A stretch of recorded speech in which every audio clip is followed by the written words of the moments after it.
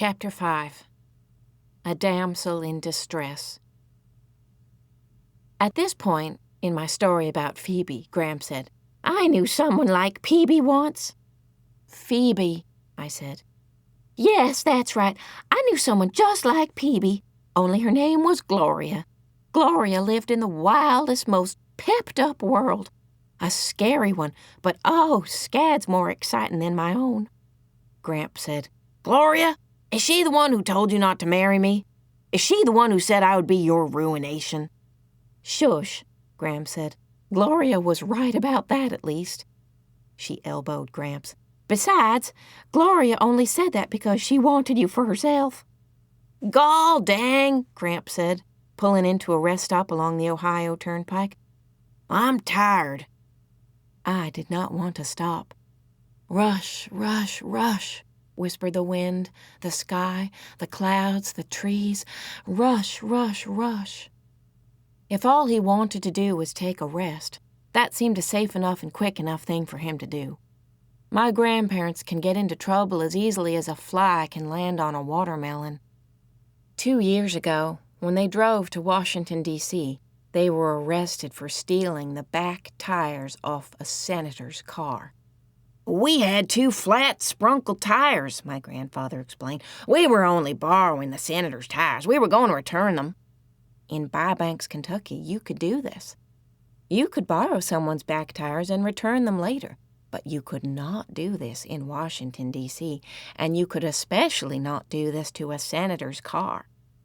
Last year, when Graham and Gramps drove to Philadelphia, they were stopped by the police for irresponsible driving. "You were driving on the shoulder," a policeman told Gramps. Gramps said, "Shoulder? I thought it was an extra lane. That's a mighty fine shoulder." So here we were, just a few hours into our trip out to Lewiston, Idaho, and we were safely stopped in a rest area.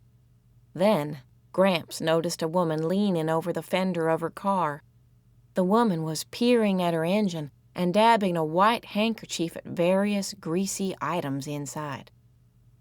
"Excuse me," Gramps said gallantly. "I believe I see a damsel in some distress." And off he marched to her rescue. Graham sat there patting her knees and singing, "Oh, meet me in the tulips when the tulips do bloom." The woman's white handkerchief, now spotted with black grease, dangled from her fingertips as she smiled down on the back of Gramps, who had taken her place leaning over the engine. "Might be the carbusterator," he said, "or maybe not."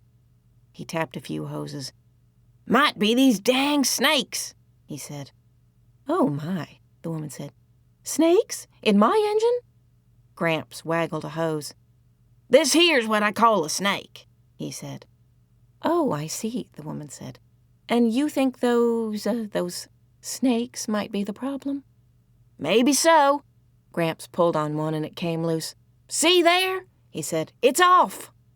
"Well, yes, but you—" "Dang snakes," Gramps said, pulling at another one. It came loose. "Looky here, another one." 2 hours later, there was not a single snake still attached to anything to which it was supposed to be attached. The carbusterator lay dismantled on the ground. Various other pieces of the woman's engine were scattered here and there. The woman called a mechanic, and once Gramps was satisfied that the mechanic was an honest man who might actually be able to repair her car, we started on our trip again. "Salamanca," Graham said. "Tell us more about Phoebe." "Phoebe," I said. "Phoebe Winterbottom." "Yes, that's right," Graham said. "Phoebe.